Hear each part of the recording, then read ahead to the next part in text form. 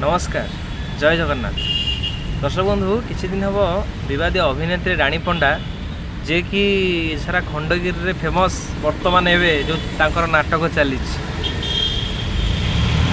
राजधानी रजनीगंधा। दर्शक बंधु जड़े कलाकार छोट हो बा बड़े हो सेटा तो बड़ कथा नुहे किंतु जनकर सक्षम केते रानी पंडा इनकम करती केते क्या दान करुछंती केते एटा हूँ सबुठ बड़ टपिक आज। किछि लोक रानी पंडा प्रत्येक वर्ष खाइबा दियंती आग वर्ष भी खाइबा देइथिले ए वर्ष भी देइछंती आग वर्ष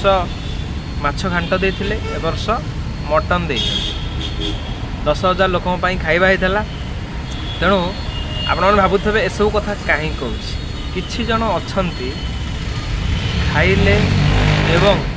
रानी पंडा को अपमान कले। कौन अपमान कले देखो मटन कहले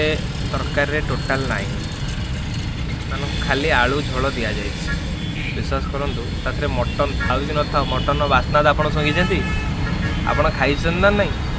आपण खाई सारापर कहते आलू झोल दे रानी पंडा अरे सेतिकी तो कहीं दे पारे आपण मैंने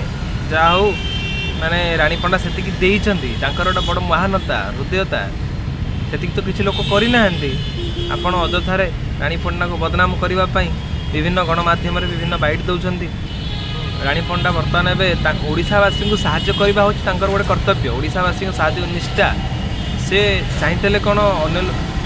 बाहर लोग एत कलाकार अच्छा एत पैसा इनकम कर किए साहाय्य कर रानी पंडा जी की विवादी अभिनेत्री हूँ पछे